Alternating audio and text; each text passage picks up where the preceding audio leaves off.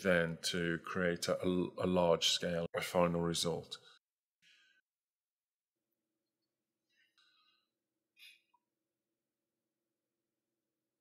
Right, so I'm just doing a bit more adjustments and just trying to blend everything in. And I'm just going to use the burn tool now. Okay. So I've still got the burn tool set to shadows, and all I'm doing, I'm just working in the mouth, just trying to darken the teeth and the gums here, and just make them appear more rotten and worn. And I can go over the lips as well.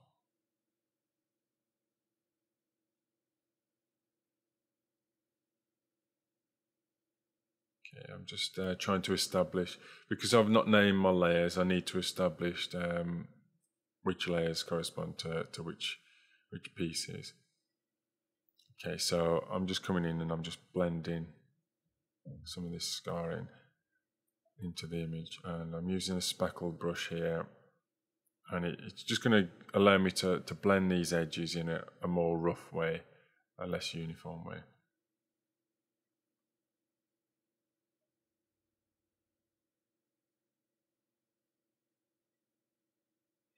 Okay, you can see a sharp edge there, so I'm just going to blend that in and just roughen it up a bit.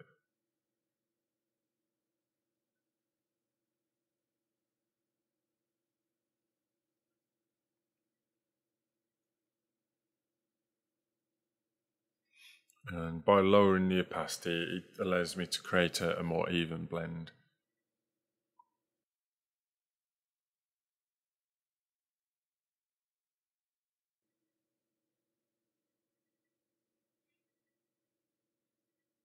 Now I'm just using the burn tool just to emphasize some of these scars here. I'm going to set it back to mid-tones, and it's just going to make it pop a little bit more.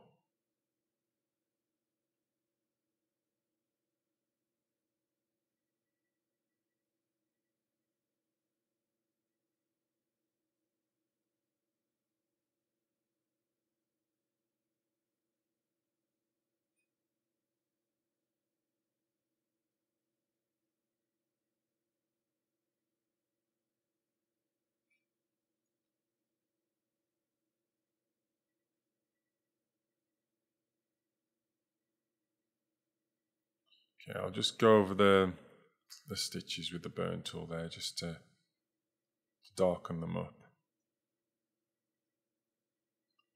And let's just emphasize the slit in the mouth here. So I'm just painting this in, and just roughening things up a little bit. And I'm just using a hard brush to do this. And I'm just going to paint in a few stitches of my own. And this is a good thing. When you start importing textures, you can actually come in and just extend on that. And you've got the reference right in front of you there. So you know how the stitches look in this case. And you can just start creating more of your own. Rather than relying completely on the photo reference, I think it's good to come in and do a bit of painting over the top.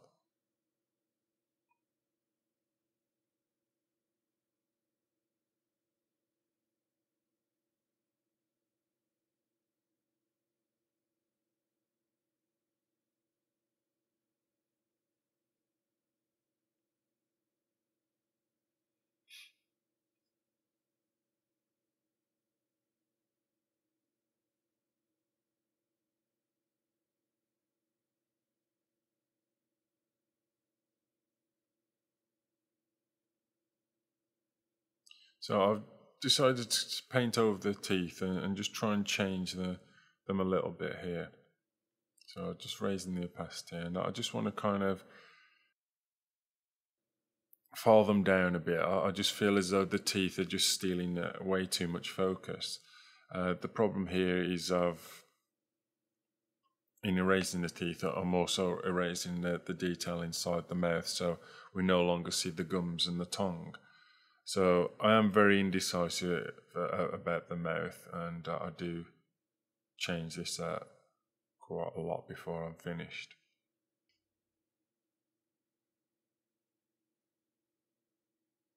Okay, I'm just adjusting the mouth a little bit now, just to try and centre it a bit more.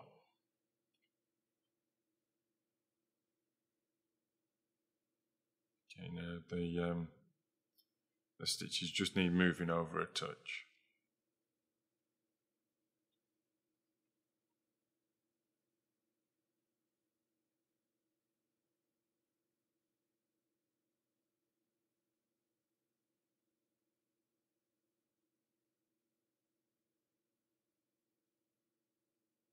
Right, so I've loaded up another image now of some rotten teeth, and it's not pretty to look at all, but it could work with various zombie pictures.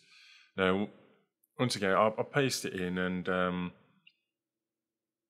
so it does look okay. It does seem to work, but I just decided to change it before I'm done with this image, so I don't actually go with these teeth in the end. It's always worth just checking to see how it'll look and just getting a feel for it.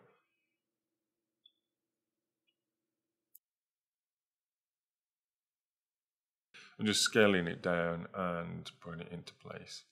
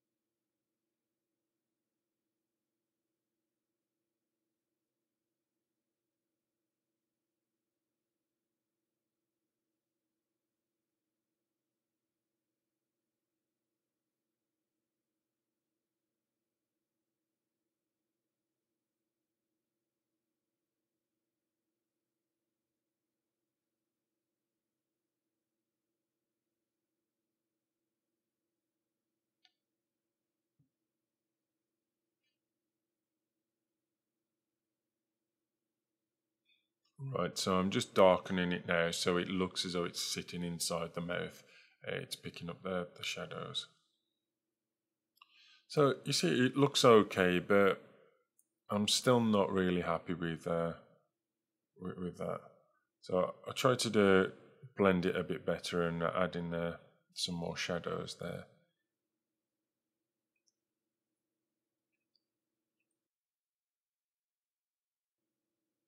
I'm going to create another layer.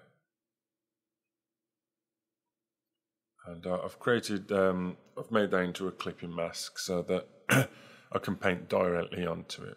And this is just going to make it easier to paint in the shadows now. And I'm just darkening it as it reaches the corner of the mouth there, and as the lips overhang. So it just pushes the teeth back into the mouth.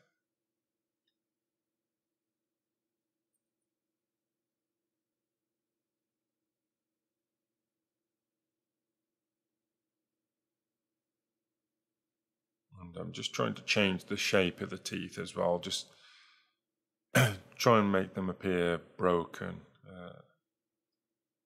as though he's really been gnawing at something, flesh or bone, and it's broken his teeth and cut up his mouth.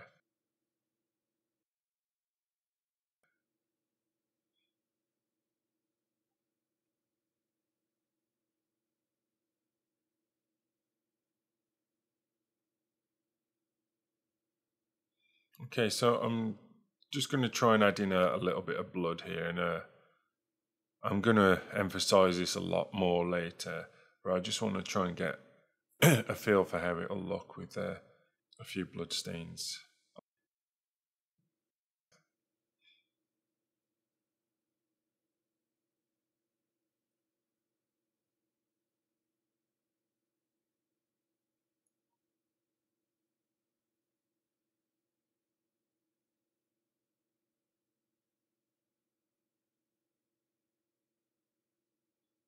I could just add a little bit of red around the stitches, just to show that the wound's opened up again.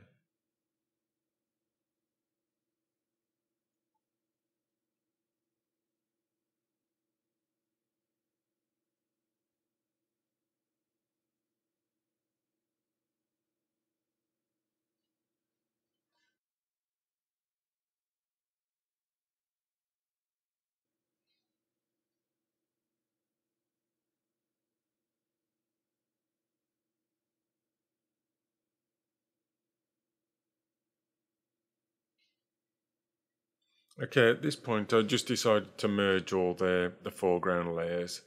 It's just going to save on memory and processor speed. Right, so what I'm starting to do now, I'm just going to lower the opacity, and I'm just going to paint in some very faint blood vessels and veins. Now, you can barely see these. I'm keeping it very faint. That's exactly what I'm trying to achieve. I'm trying to keep this effect very subtle and barely visible. It's one of those situations where the detail shouldn't jump out at you. It's one of those little things that you'll notice the deeper you look into the image.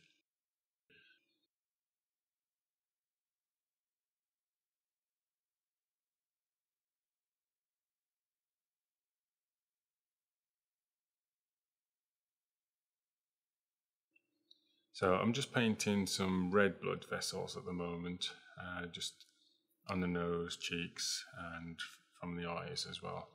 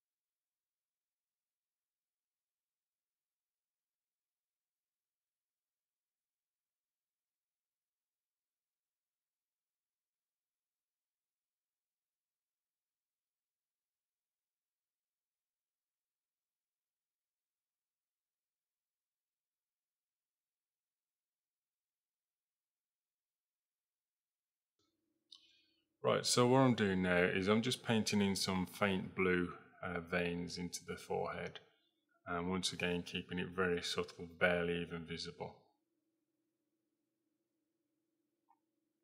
I'm going to try and lighten it up a little bit.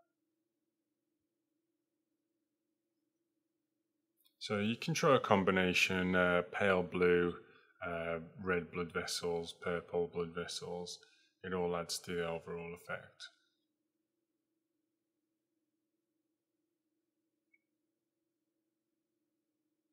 And I'm using my tablet for this, and I've got the opacity jitter turned on, so I've got a bit more control over how visible these vessels and veins will be.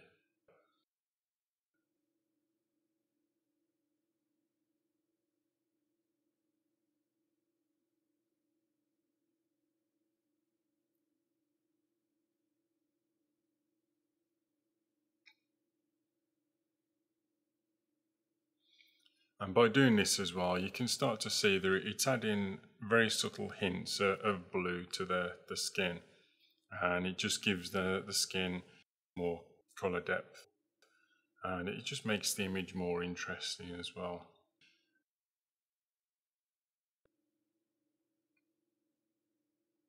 Okay, I'm just going to create a new layer now and just paint in a very visible vein. Now, at this point, I attempt adding a layer style. I try a basic beveling in both just to try and give the vein a a more of a three-dimensional appearance, as though it's popping out from the skin. This wasn't quite as effective as I'd hoped.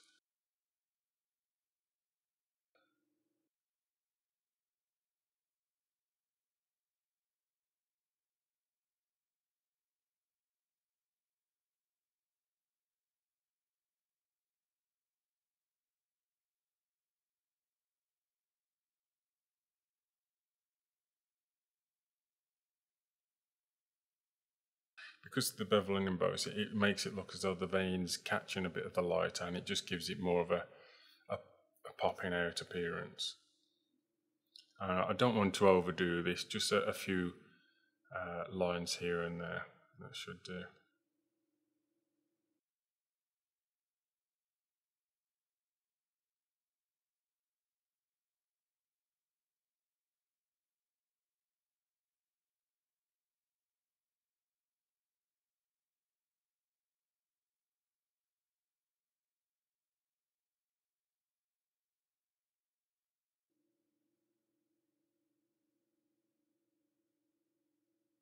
And the effect it seems to be having over the eyes, as I'm weaving it in and out, it's giving the eyes the appearance of wrinkles as opposed to popping veins, and adding to the wear and tear, the trauma to the eyes. So it's kind of working in that regard there.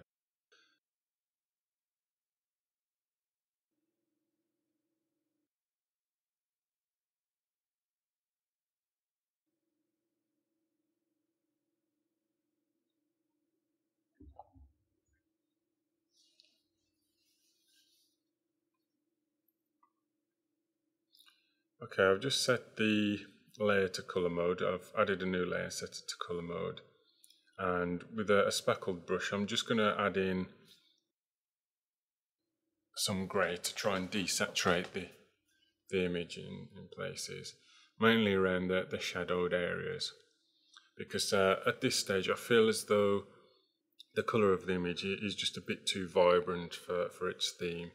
So I want to try and tone it down a touch, but without losing my colour completely.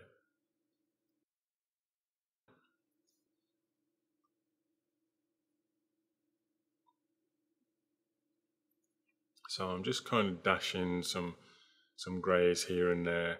I'm not painting over the entire image.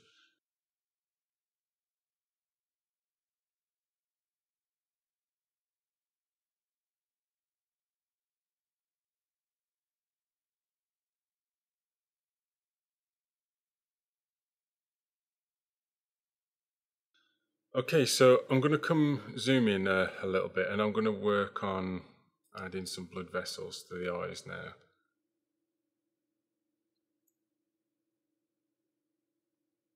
And once again, it's just adding to the overall impression of some kind of trauma and strain. Okay, if I just disable this top layer and enable it again, you can see the subtle effect adding those greys has had, and the way it just desaturates the image. But I want to desaturate it a little bit more now, so I'm going to create a solid colour adjustment layer, and I'm using a desaturated green for this.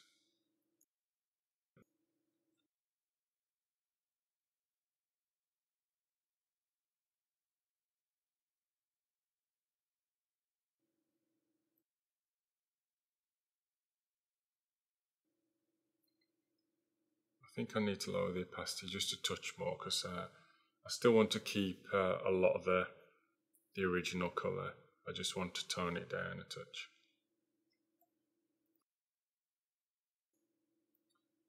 I can try setting it to colour.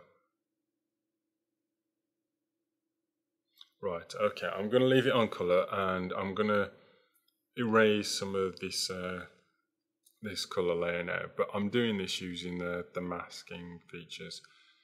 And what I've done, I've just clicked the white square to the right of the adjustment layer, and I'm just painting over the image in black, and this is just going to erase all the parts that I don't want and restore the original colour below.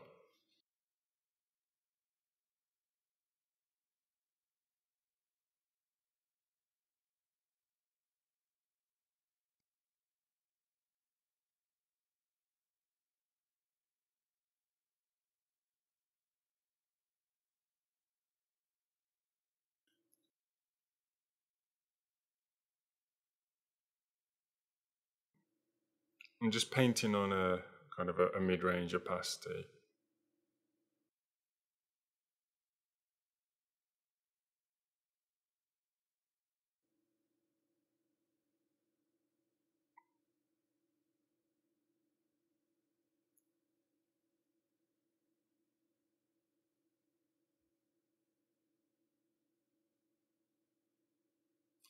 Okay, I've just created another new layer, and I'm going to try and add in some more red.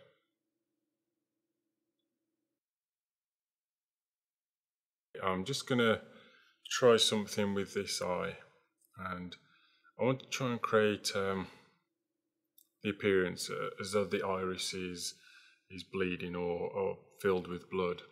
So I want to try and darken that up. And I'm just going to do this to the one eye. It makes it look as though he's had an injury of some kind. So I'm going to create quite a large iris, and I'm painting it quite dark with some red around the outside.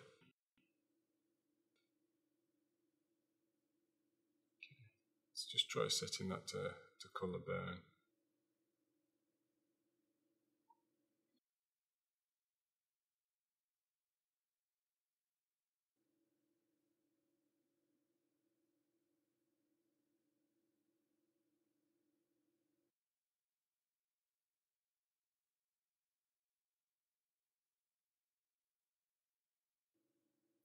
Just need a very small hard brush just to paint in the highlights.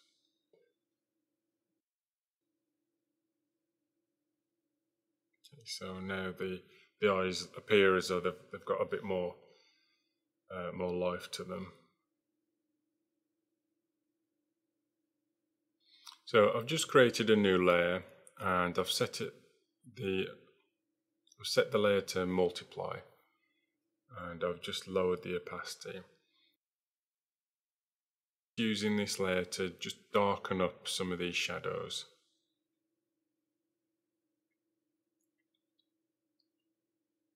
So I'm just going in there with a soft brush.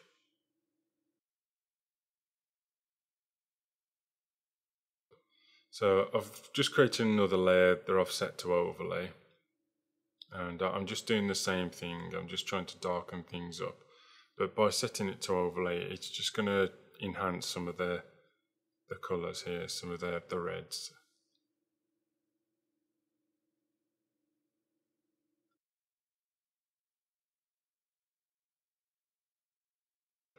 The areas where it's looking quite pink, it's just darkening that up and making it more of a blood red colour.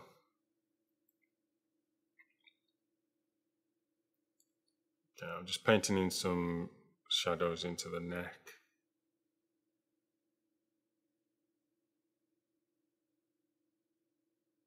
And I'm doing it in such a way that it looks almost like dirt and grime. So I'm thinking of adding some kind of cut to the neck at some point. For now, I'm just trying to roughen up the shirt, so I'm just painting over the shirt there. A very simple touch. It just adds to the general wear and tear of the character. It doesn't require too much work, just a few very subtle rips here and there will do the job.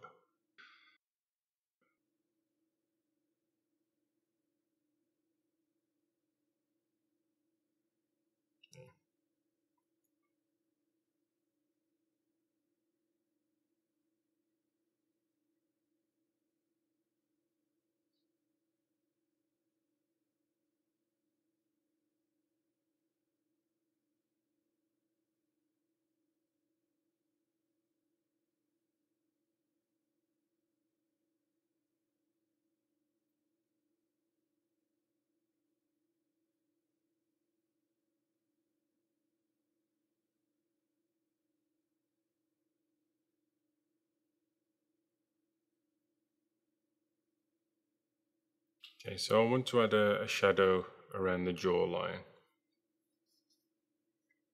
So I'm just painting that in very lightly.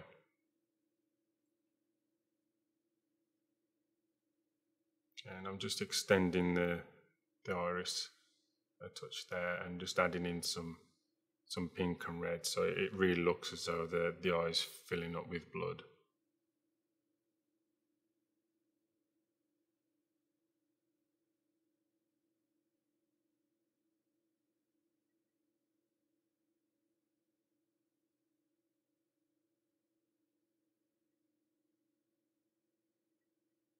And if you've got the stomach for it, it may be a good idea to look online at some medical websites and just check out various injuries, and you can kind of incorporate these injuries into your character's backstory.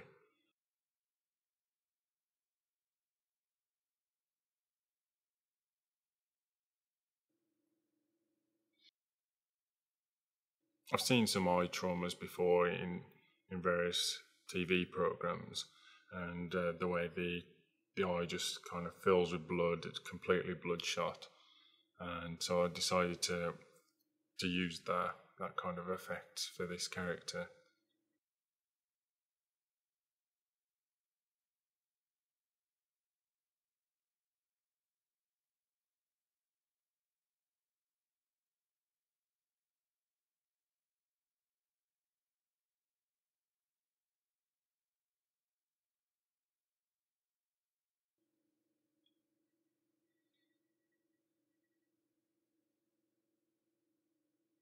So I just tried something here. I was going to try and add some kind of scarring to this other eye, but it's not looking very good.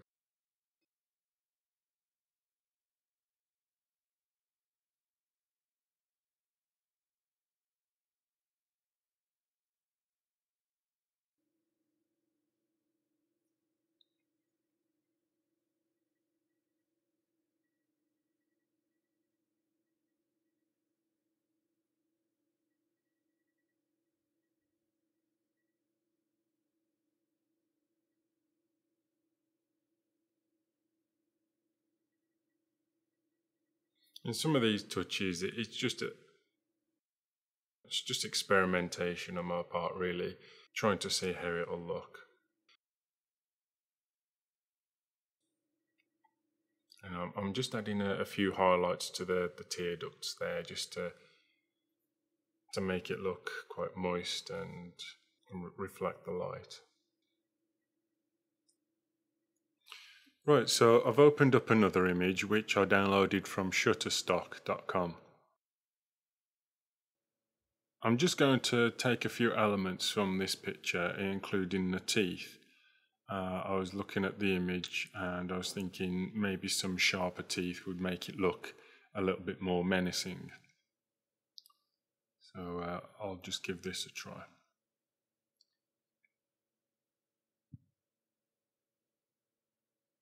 And I'll just resize it so that it fits inside the mouth.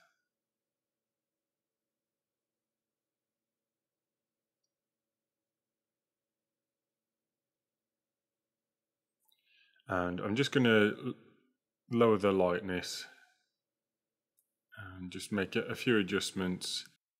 Use saturation slider to fit the overall composition and colour.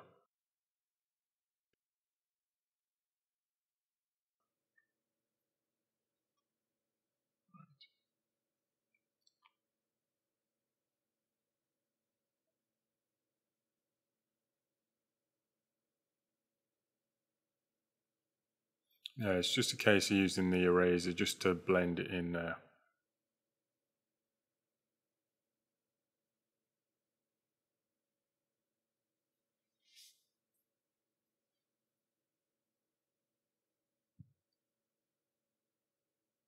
Now I've got it set to 47% opacity, which allows a nice subtle blend. Okay, I'm just using the curves now just to try and adjust the brightness and contrast, and just get it to fit in the mouth a little better. Okay, so let's try again. This time I'm going to use the hue saturation slider again and just make a few more adjustments.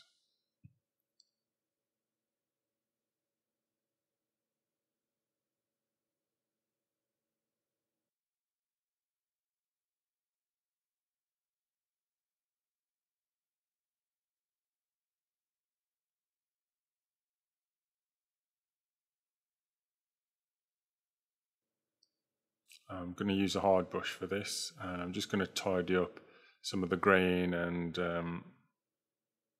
some of the debris there.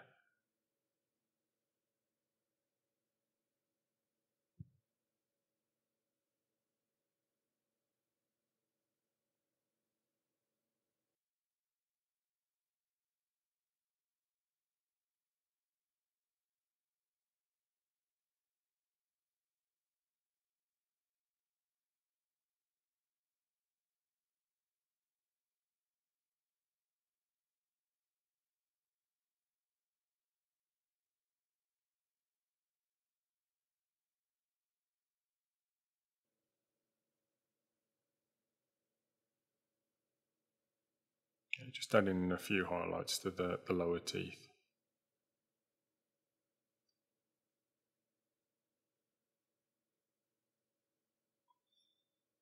And then with a soft brush, I'm just going to paint in some shadows cast by the upper lip.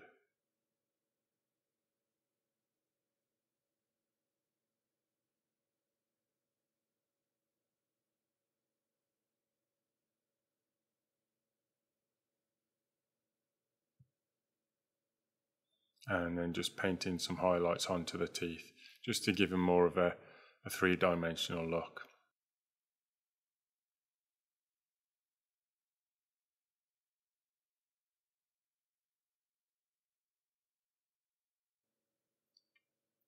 And while I'm doing this, I could also add another highlight to the eyes. So I'll just add a very faint highlight just at the lower part of the eyes.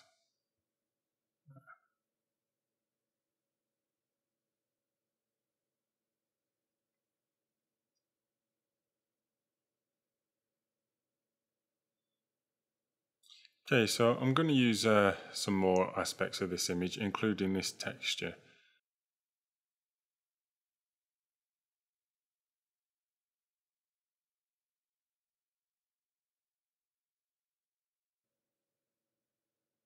So I'm going to run a high pass filter again.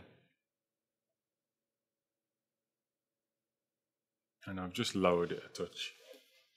Let's just try soft light to begin with. And you can see what it's doing is it's just making it look, making the skin look a bit more dirty and rough. So it's just kind of adding to that trauma that this character's been through. Just going back, and I'm going to try redoing the high pass filter. I'm going to raise it so we have a little bit more detail, and I'm just going to try again. Okay, this time I'm trying overlay mode for the layer, and I'm going to try bringing it down just above the face layer so I can set a clipping mask. Okay, and lower the opacity. Okay, so that works quite well. I just need to blend it in the skin here. We have a few sharp edges where the texture was cut out. So I'm just going to blend it in. So I'm just using it to dirty up the neck a little bit there.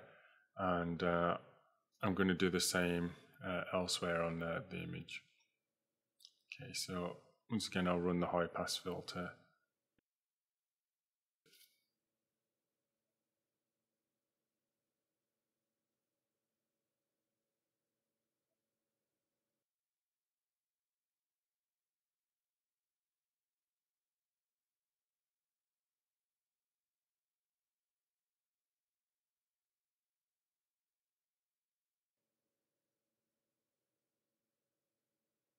Okay, and once again, just using the eraser on a mid-range opacity just to blend everything in.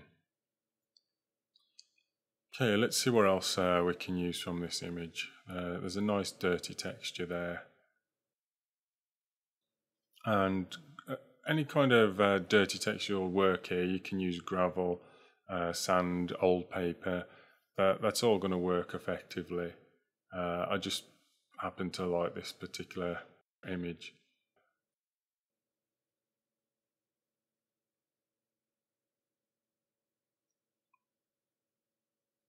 Okay, I'm just moving it around because I don't want it to be too strong. I don't want the texture to appear overbearing and obscure any of the details. So I'm just going to use it in moderation. Okay, at this point I've loaded up another image and I've found this on a Google search. And I'm just going to use this repaired scar and the bruising as a texture.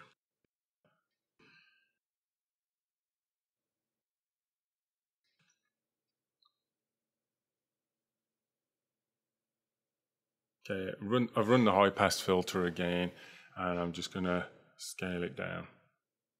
Now I'm thinking of using it on the neck.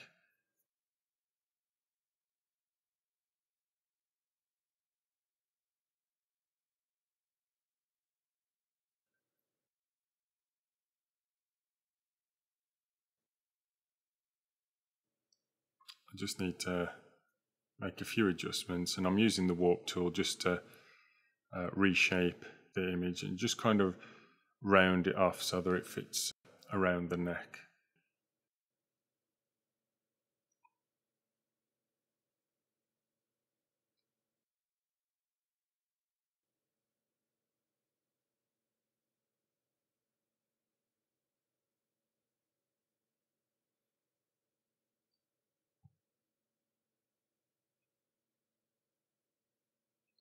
Once again, like the stitched up scar around the mouth, this could be one of the wounds that the character was treated for in hospital before he turned into a zombie.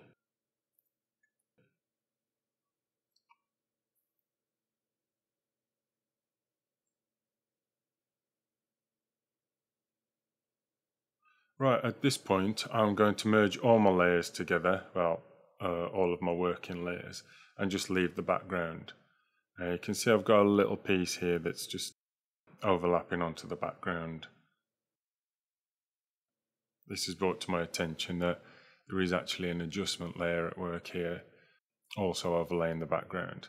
So I'm going to have to reselect this image and just cut it from the background.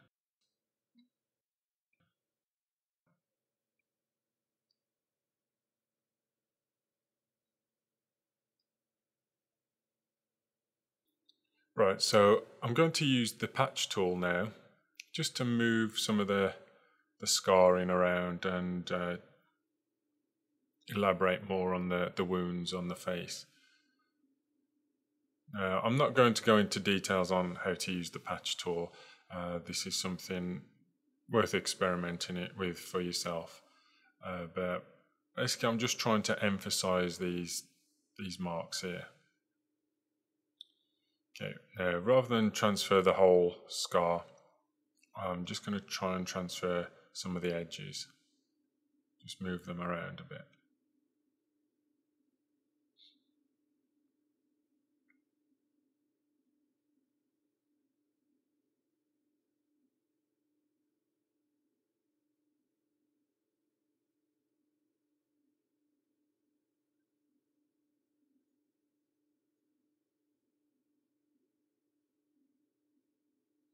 Right, so what I'm going to try and do now is I'm going to add another adjustment layer, and this time a curves layer. I'm just going to try and raise the contrast a touch.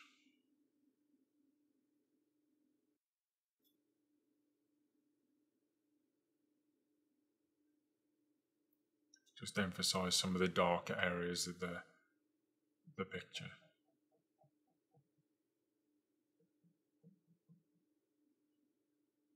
Okay.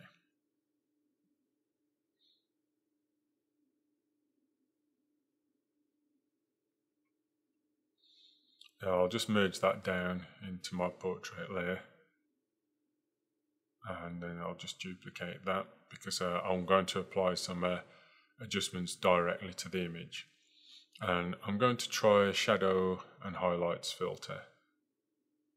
And this can be quite good for emphasizing highlights, creating a contrast between the highlights and shadows.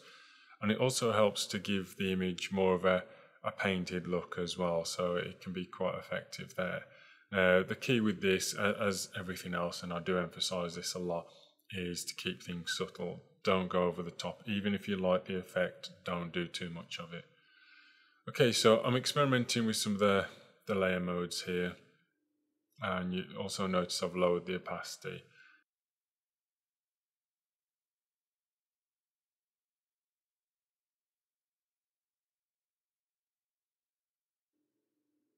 That's looking okay.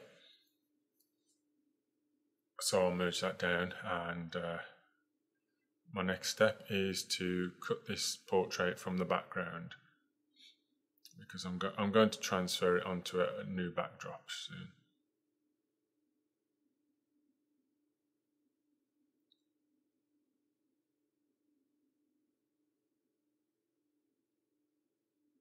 Okay, I think I've got everything. It doesn't matter so much about the strands of hair, because I will be painting some of those in towards the end of the portrait. So what I did actually, I just inversed the selection there, hit delete, and it just got rid of some of those adjustment layers that strayed onto the background. So I've just transferred the image now to a different backdrop. This one I downloaded from the Stock Exchange, so it's a free photo.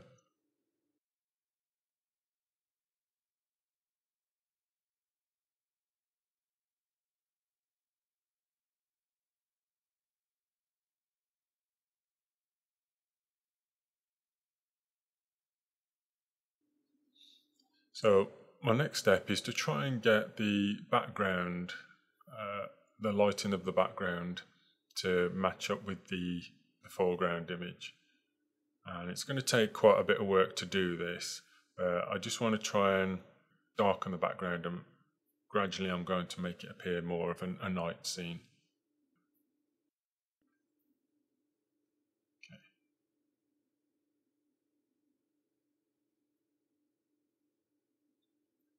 Okay, I'm going to try an adjustment layer. I'm going to try a curves layer.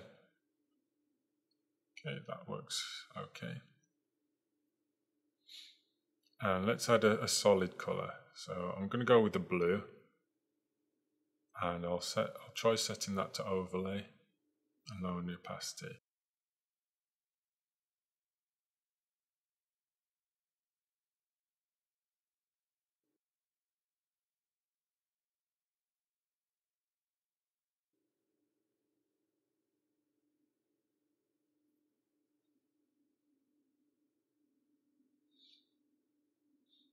Right, so I'm going to use a soft round brush now, and I'm using the eraser, and I actually want to paint through the adjustment layer.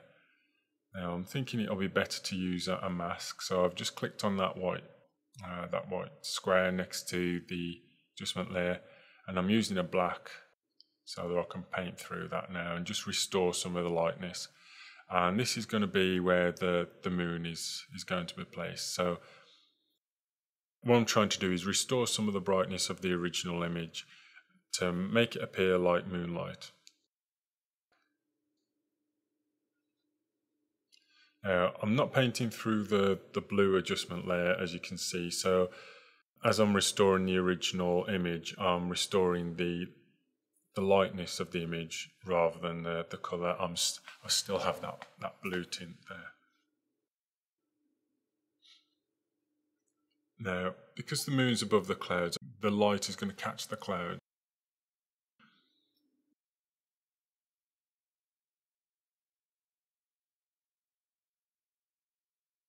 First of all, I'm just going to paint in the moon very basically. Right, that's got a bit of a reddish tint, so I'll just change colour to pure white.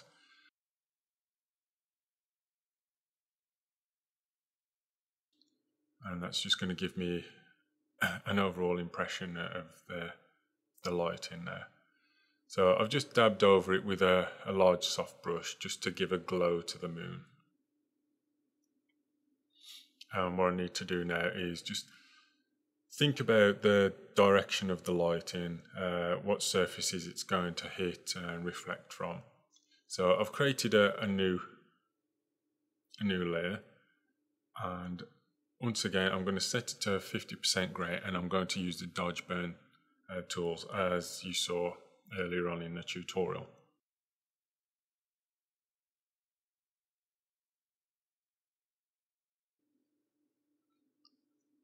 And I'm just going to add some light into this barn or shed. Let's try raising the exposure.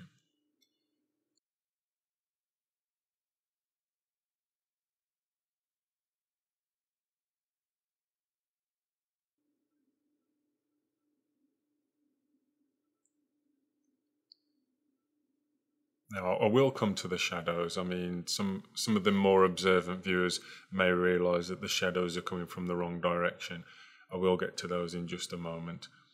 First, I just want to establish my highlights. So what I'm doing here is very much like a matte painting. I'm actually just altering the image and changing the highlights and shadows around. Now, it would be easier if I had the moon on the opposite side and then all the shadows would be in the right place.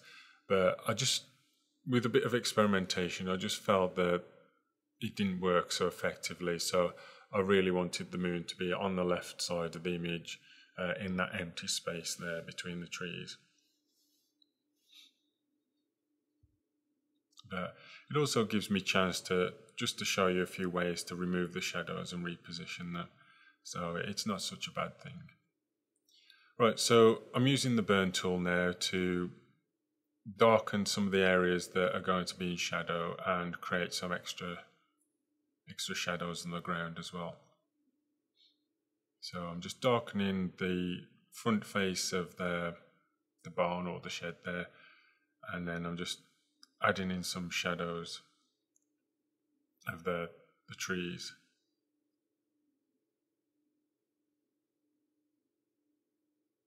Now, I don't need to put too much effort into the shadows there because they're mostly going to be covered up by the portrait.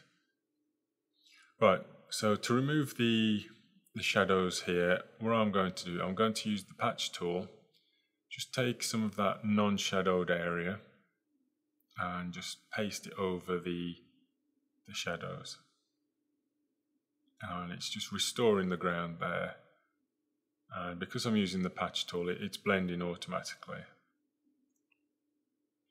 You could use a basic cut and paste, copy and paste method, and then use the eraser to blend it, but I feel as though the patch tool works particularly well.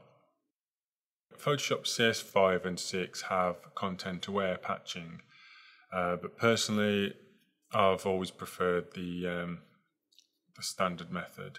I just find that it gives better results. So I'm just adding in the track there because I've removed another shadow from the track.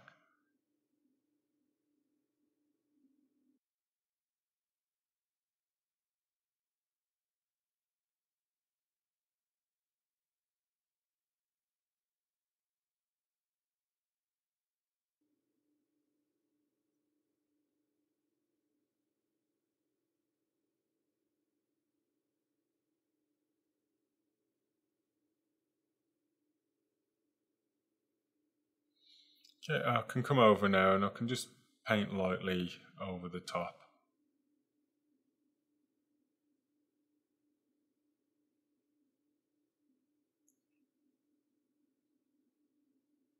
And I'm just highlighting the ground there just to show some of the areas where the moonlight's likely to catch.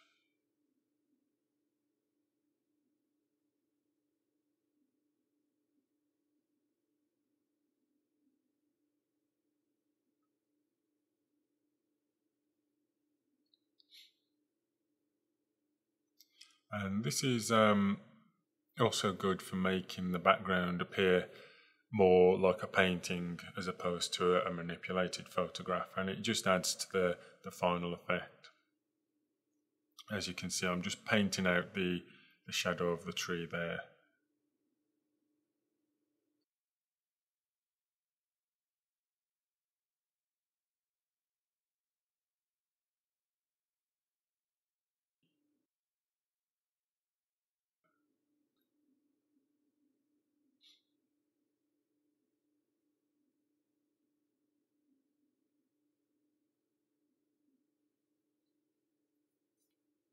I think I'm going to use the line tool for this.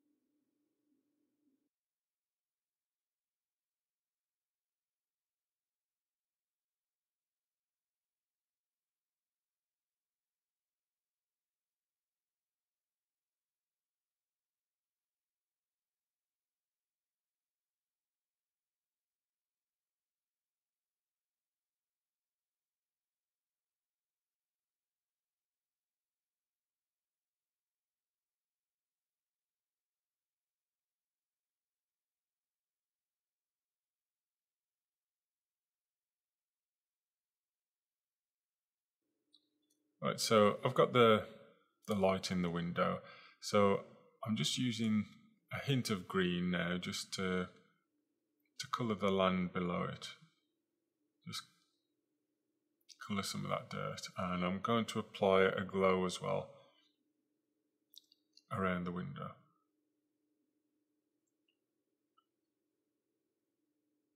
The reason I chose to add a green colour in the window is because it kind of gives the image the look of a B-movie zombie poster, and that's the exact effect I wanted to go for here.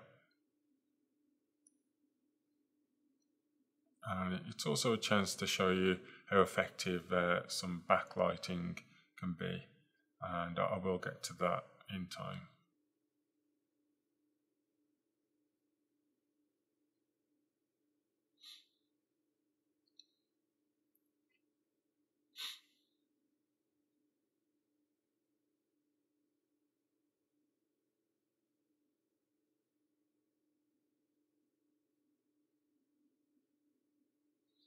Right, so I'm just adding a tint of green now. I've got the layer set to overlay, and I'm just painting in some green on the ground there where it's going to catch the light of the window.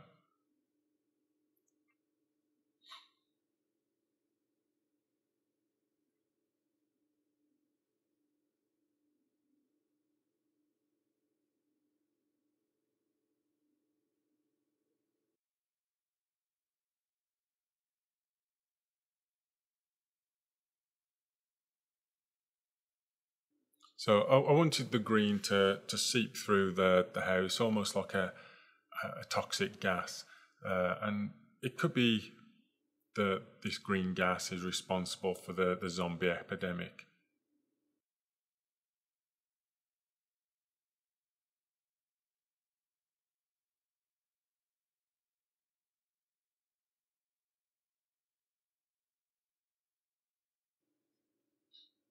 Okay then, I'm now going to merge my layers together. So I'm going to merge everything into the background layer, all the adjustments and overpainting. And then I'm going to create another adjustment layer, this time a color balance. And I'm just going to try and create some consistency between the foreground portrait and the background. I'm just going to set that to clipping mask, so it only affects the portrait. And then I can start adjusting the colour of the portrait so that it sits nicely in that background. So I've given it more of a blue tint there. I think this is one of the big problems with a lot of photo manipulations. The artists simply cut and paste different photos together without much thought about the overall composition.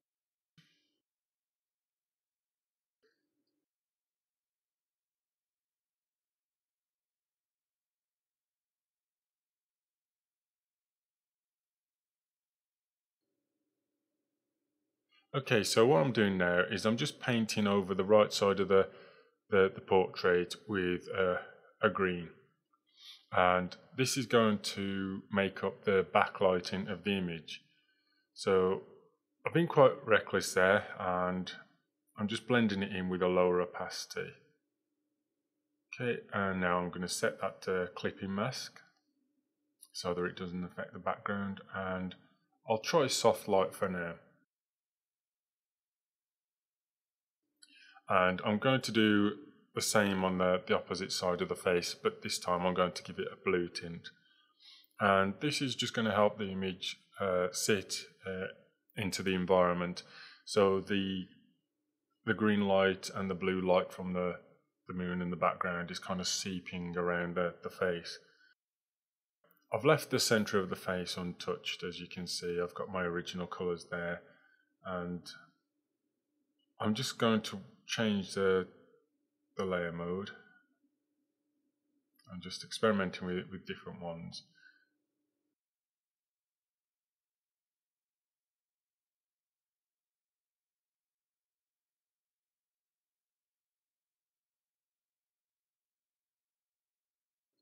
So overlay could work, but I think I'm going to go with colour, and I'll just raise the opacity a touch. Okay, so you can see I've kept it very, very faint. It just gives some hint of colour there.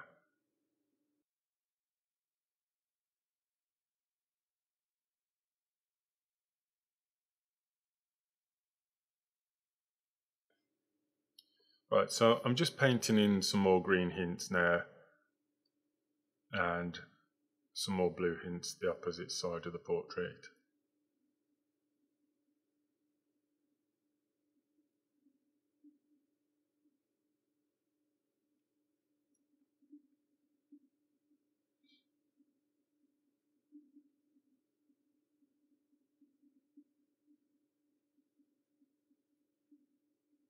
Okay, I'll just merge that down just to make things easier. I'm going to duplicate this layer and just disable the one below. And I'm going to create a layer style. So this is where I'm going to start creating the backlighting effect. You could use inner glow for this, but I tend to prefer inner shadow. I'm going to set the blend mode to color dodge, and I'm going to pick a lighter color. So in this case I'm going to go with the green, as this is what I want for my backlighting color. Okay, so I've made sure the angle is coming from the right, so it affects the right side of the face. And I'm just playing with some of the sliders, and that determines how far the lighting effect is going to stretch around the face. Okay, so I've just changed the angle of that, but as long as it's pointing to the right, it's going to affect the right side of the face there. Okay, so that's pretty much the effect I was going for. I am going to work on that some more as I go along. As long as you're happy with that effect, you can actually merge this layer down now. But remember, once you've merged it down, you can no longer go back and adjust those layer styles. Right, so I'm going to undo that because I forgot something very important. I'm actually going to copy this layer style now. So copy that, and now I can merge these layers down. And what I want to do is I want to paste that layer style back onto the portrait. But this time I'm going to open it up, point the angle direction the opposite side, and change the color to blue. So basically what I've done is I've just duplicated and flipped the effect, but given it a blue hint. And as you can see, I've just pointed the angle dial up towards the moon there, so the lighting is going to appear as though it's coming down